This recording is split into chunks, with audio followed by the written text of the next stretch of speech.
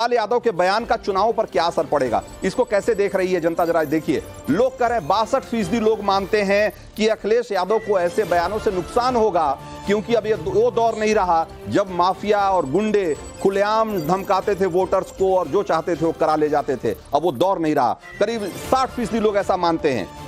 इंडी गठबंधन को फायदा होगा इससे, ऐसा मानने वाले लोग जाहिर सी बात है 2.5% हैं, बहुत कम लोग हैं। और जनता डरने वाली नहीं है, ऐसा मानने वाले लोग 38.5% हैं, जो लोग कहते हैं कि अब वो दौर खत्म हो गया जब डरा धमका कर लोगों के वोट ले लिए जाते थे। अब वो यूपी या उत्तर प्रदेश अब उस दौर से बाहर निकल चुका है।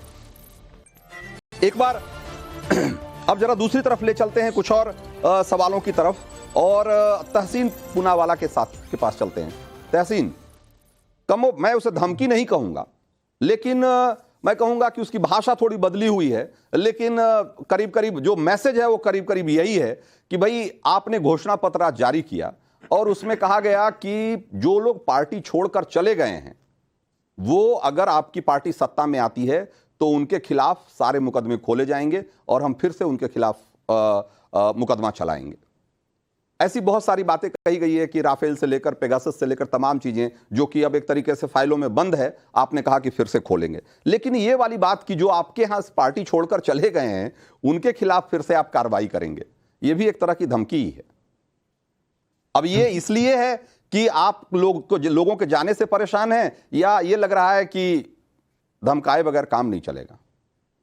धमकी नहीं है रंजीत जी, बिल्कुल नहीं। बड़े स्पष्ट रूप से कह रहा हूं आपको, जो फाइलें अवैध तरीके से बंद हुई है, 9-9 करोड़ रुपया विधायक के घर में से निकला है और वहां जाके कोर्ट में कहा है एजेंसियों ने कि हमने बिना परमिशन लिए हमने रेड की, इसलिए हम केस बंद करना चाहते हैं। जिनकी फाइलें गुम गई है इसलिए केस बन गए, सारे फाइलें की जेरोक्स निकल जाएगी। No if no but.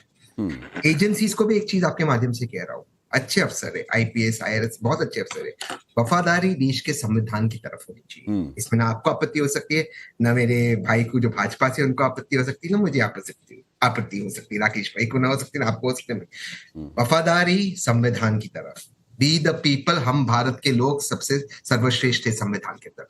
Bharat के लोगों के सामने के प्रति आपकी वफादारी होनी चाहिए, ना कि किसी नेता या नेता के पार्टी की तरफ होनी चाहिए। नो इफ नो बट नहीं, लेकिन मतलब जो लोग पार्टी छोड़कर चले गए हैं उनके लिए खास तौर पे अपने घोषणा पत्र में आपको एक क्लॉज बनाना पड़ा।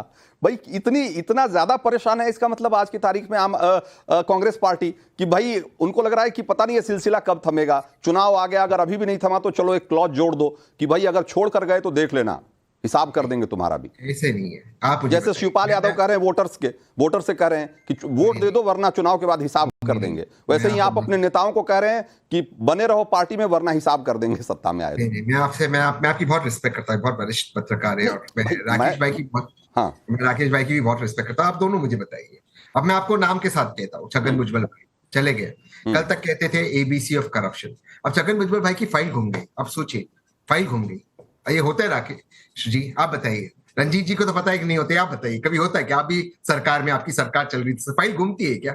अब ये फाइल घूमने वाला सिलसिला जो है, हम फाइल ढूंढते निकालेंगे, पाताल से नागलोक से जहां है वहां जाकर फाइल निकालेंगे और फाइल लिखिए, और जेन्युइनली बंद होनी है तो बंद होनी दो, लेकिन ये फाइल घूमने का जो सिलसिला है ना, ये बंद होना चाहिए। ये जहां किसी को आपने लिख दिया कि आप अक्यूज हो, फिर वो मुख्यमंत्री बन गया तो उसको अप्रूवर बना दिया, ये काहे से अक्यूज से अप्रूवर बन गए मुख्यमंत्री बनने के बाद? ये भी हम देखेंगे, चेक करेंगे क्या है ऐसा। मैं लुई बर्जर की बात कर रहा हूं, भाजपा ने एक पत्र लिखा था एक उनके वर्तमान मुख्यमंत्री के खिलाफ, तो देखेंगे क्या है। तो चिट्ठी देखने में तो छुट्टी तो नहीं घूमेगी ना। राकेश त्रिपाठी, कौन सा गलत बात कर रहा हूं? राकेश त्रिपाठी, आज कांग्रेस पार्टी ने एक बड़ा सा इश्तेहार दिया है, बड़ा सा विज्ञापन छपा है सारे अखबारों में, बड़ी सी वॉशिंग मशीन और उससे धुल के निकलते हुए नेता जो कि भाजपा का ओढ़े हुए हैं सॉल। तो भाई ये एक परसेप्शन तो बन ही रहा है। राकेश भाई देखिए, एक बात मैं रंजीत जी बहुत स्पष्ट तौर पर कहूंगा, और मुझे लगता है इसमें कुछ सफाई देने की आवश्यकता नहीं है। प्रधानमंत्री मोदी जी ने जो कहा है ना, न खाऊंगा न खाने दूंगा, देश उनके इस वाक्य पर भरोसा करता है, इस गारंटी पर भरोसा करता है, और इसीलिए आज खलबली है पूरे विपक्ष में। क्योंकि आज भ्रष्टाचारियों पर कार्रवाई हो रही है। ईडी, सीबीआई और इनकम टैक्स की आज जब कार्रवाइयां होती है, आज जब रुपयों की बरामदगी होती है, तो निश्चित तौर पर विपक्ष के लोगों में पीड़ा होना स्वाभाविक है। कई प्रकार के आरोप लेकर के आएंगे। मुझे याद है 2019 के चुनाव में पूरा मुद्दा कैसे बनाया था कि चौकीदार चोर है, राफेल में चोरी की है, राफेल करते करते राहुल फेल हो गए। जब लेकर के सुप्रीम कोर्ट में तमाम मामलों को लेकर के गए, अभी कह रहे हैं कि कोर्ट के सामने हम पेश नहीं कर रहे हैं। अरे भाई, एजेंसीज कोई भी आपने अपनी रिपोर्ट पेश करे, कोर्ट को अधिकार होता है, वो एजेंसीज की रिपोर्ट को खारिज कर सकती है और नए तरीके से फिर इन्वेस्टिगेशन के लिए कर सकती है। और कोर्ट को इनहेरेंट पावर होती है। शक्ति के पृथक्करण के सिद्धांत के आधार पर वो देश में संविधान ने पूरी ताकत दी है कोर्ट को, लेकिन अब ये कोर्ट को भी मानने को तैयार नहीं है। कोर्ट अगर किसी को बेल नहीं दे रही है तो मानने को तैयार नहीं है। हां, किसी को बेल मिल जाती है तो जश्न जरूर मनाने लगते हैं। लेकिन कांग्रेस ने अपने मैनिफेस्टो में जिस तरह से ये घोषित किया है, ये भी बिल्कुल शिवपाल सिंह यादव की तरह ही खुली धमकी है और ये प्रयास है कि टूटती बिखरती हुई अपनी पार्टी को कैसे बचाए रखा जा सके, क्योंकि जमीनी नेता तो एक एक करके इनकी पार्टी छोड़ करके जा रहे हैं। हाँ, आप एक जमीन वाले विशेषज्ञ नेता जिनका जिक्र आपने अपनी रिपोर्ट में पहले किया, जो जमीनों के लिए बहुत कुख्यात है, जमीनों से जिनका पुराना नाता है, अब वो कांग्रेस की जमीन बचाने के लिए मैदान में सीधे उतर आए हैं कि अब तो किसी में दम नहीं बचा। राहुल प्रियंका हिम्मत नहीं लड़ पा रहे हैं कि हम अमेठी और रायबरेली से लड़ें, अब मुझे मौका दिया जाए, मैं जमीनों का जानकार व्यक्ति हूं, कांग्रेस की जमीन बचा लूंगा। मुझे लगता है धमकियों का क्या खेल चल रहा है और जिनकी तरफ आप इशारा कर रहे हैं उनकी तरफ भी चलेंगे, सूर्या मैथिल के पास भी चलेंगे, लेकिन उससे पहले जरा एक बार जनता के पास चलते हैं। लोग क्या कह रहे हैं इस सवाल के जवाब में कि गुंडों और माफिया को लेकर पहले और अब के यूपी में क्या फर्क देखते हैं, लोग क्या कहते हैं जरा देखिए। समाजवादी राज में ज्यादा आतंक था ऐसा मानने वाले लोग करीब 24%, 25% लोग हैं जो मानते हैं कि समाजवादी पार्टी की सरकार जब थी उस समय ज्यादा आतंक था गुंडों का और माफिया का, जबकि करीब 75-74% लोग ये कह रहे हैं कि योगी राज में गुंडे और माफिया पर लगाम लगा है। दोनों एक जैसे हैं ऐसा मानने वाले लोग सिर्फ 1% लोग हैं जो ये मानते हैं कि दोनों एक जैसे हैं। यानी कि करीब 2/3 लोग ये मानते हैं कि योगी राज में बल्कि 2/3 से ज्यादा लोग मानते हैं ऐसा, 3/4 कह लीजिए लोग ऐसा मानते हैं कि योगी राज में गुंडा और माफिया पर लगाम लगा है। अब जरा उस सवाल का जवाब उस सवाल की तरफ चलेंगे जिसकी तरफ अभी राकेश त्रिपाठी इशारा कर रहे थे कि अगर रॉबर्ट वाड्रा चुनाव लड़ते हैं तो क्या वो राहुल के हार का बदला ले पाएंगे। सूर्या मैथिल, और उसमें एक बड़ा रोचक सा ऑप्शन है कि पहले टिकट तो ले आएं। हम ये बहुत दिनों से सुन रहे हैं कि रॉबर्ट वाड्रा चुनाव लड़ सकते हैं। वो कई बार अपनी इच्छा भी जता चुके हैं चुनाव लड़ने की या सक्रिय राजनीति में उस तरीके से आने की, लेकिन अभी तक वो पूरी होती नहीं दिखाई दे रही है। अगर पूरी हो भी गई तो क्या कर लेंगे, सवाल ये है। रंजीत भाई, सबसे पहले तो आपको, पूरे देश को भारत माता की जय, वंदे मातरम। और आपने जो कहा ना कि एक जमीन के जो जानकार हैं वो कांग्रेस की जमीन बचाने के लिए जो मैदान में उतरने के लिए आतुर हैं, मैं कहना चाहता हूं कि उनका भी डब्बा गोल ही होगा। जितने मार्जिन से राहुल गांधी जी हारे थे उससे डबल मार्जिन से जो कांग्रेस के जवाई जी हैं वो भी हारेंगे।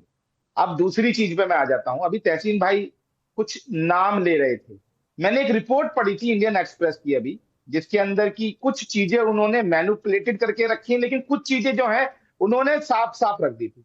उसमें से एक जो लाइन थी, ये बहुत चिल्लाते थे अजीत दादा पवार जी के लिए कि अजीत दादा पवार जी के लिए तो प्रधानमंत्री जी ने ये आरोप लगा दिया और उनकी आपने जो है फाइल को बंद कर दिया। तो उस रिपोर्ट में ये था रंजीत भाई की ईओडब्ल्यू ने, जब कांग्रेस की सरकार थी महाविकास अघाड़ी की महाराष्ट्र में, तो ईओडब्ल्यू ने उसको ऑलरेडी बंद कर दिया था उनकी फाइल को, लेकिन भारतीय जनता पार्टी की सरकार आने के बाद वो फाइल खुली और फाइल खुली हुई, ये काम हो रहा है। जितने भी आरोप जिन जिन के ऊपर है उन सब के ऊपर आरोपों की विवेचना चल रही है।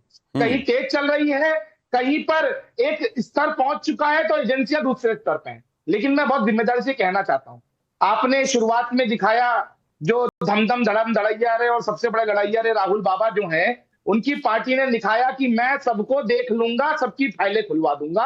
और दूसरी तरफ जो है शिवपाल सिंह यादव जी जो है वो कह रहे हैं कि मैं, देखो वोट दे दोगे तो ठीक है, नहीं तो हम तुम्हें बता देंगे।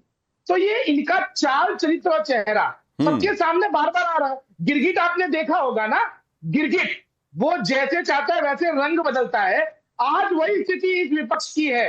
आप देखिए, हिंदुओं की जो सनातनियों के अंदर एक राष्ट्रभाव की भावना पैदा की नरेंद्र मोदी जी ने, उसके बाद ये जितने भी गिरगिट है वो मंदिर मंदिर नाक रगड़ने के लिए, टीका लगाने के लिए, कोट पे जनेऊ पहन के जो सनातन का जो रंग है वो चढ़ाने के लिए मजबूर हो गए। लेकिन जैसे ही अभी देखिए चुनाव आए तो ये अपने असली रंग में आ गए। राम मंदिर का विरोध करते रहे, चाहे वो कांग्रेस ने किया, चाहे समाजवादी पार्टी ने किया। तहसीन पूनावाला, ये जमीन वाला तंज जो है वो बड़ा सटीक सा बैठता हुआ दिख रहा है मुझे। तो इसका जवाब आपको देना पड़ेगा कि जमीन के जानकार हैं वो अब कांग्रेस की खोई हुई जमीन वापस ले आएंगे क्या? अब ये ऐसा तंज है जिसका जवाब आपको देना ही पड़ेगा। हाँ, घर का मामला है तो देना ही पड़ेगा। टाइम्स नाउ घर का। बट पहले मैं सूर्य भाई की एक सूर्य भाई ने कहा कि धमकी दे रहे या हम कोई हंगामा करें, मैं रॉबर्ट जी पर आऊंगा। तो मैं सिर्फ 2 लाइनों से सूर्य भाई को ये जवाब देता हूँ। सिर्फ हंगामा खड़ा करना मेरा मकसद नहीं, सिर्फ हंगामा खड़ा करना मेरा मकसद नहीं। सारी कोशिश है कि ये सूरत बदलनी चाहिए। मेरे सीने में है आग या तेरे सीने में, मेरे सीने में नहीं आग, तेरे सीने में ही सही। मेरे सीने में नहीं आग, तेरे सीने में सही। वो कहीं भी आग लगनी चाहिए। आग तो आग लगाएंगे हम, जो हम कहते हैं। हंगामा खड़ा करना मेरा मकसद नहीं, मेरी कोशिश है कि ये सूरत बदलनी चाहिए। तेरे सीने में नहीं तो मेरे सीने में सही, हो कहीं भी आग, लेकिन आग जलनी चाहिए। तो आग लगी हुई है, भ्रष्टाचारियों में लगी हुई है। मैं अपनी बात रख दूं भाई? हाँ ठीक है, नहीं वो आग लगी हुई है आप तहसीन वाला शेर ही आप थोड़ा सही अंदाज में पढ़ दिया आपने, बस और कुछ नहीं है। हाँ तहसीन भाई। अब दूसरी बात मैं ये कह रहा हूं कि जो ये सवाल था कि रॉबर्ट जी ने कहा कि वो अमेठी से लड़ना चाहते हैं, मैं समझता हूँ ये अच्छी बात है, लड़ना चाहिए।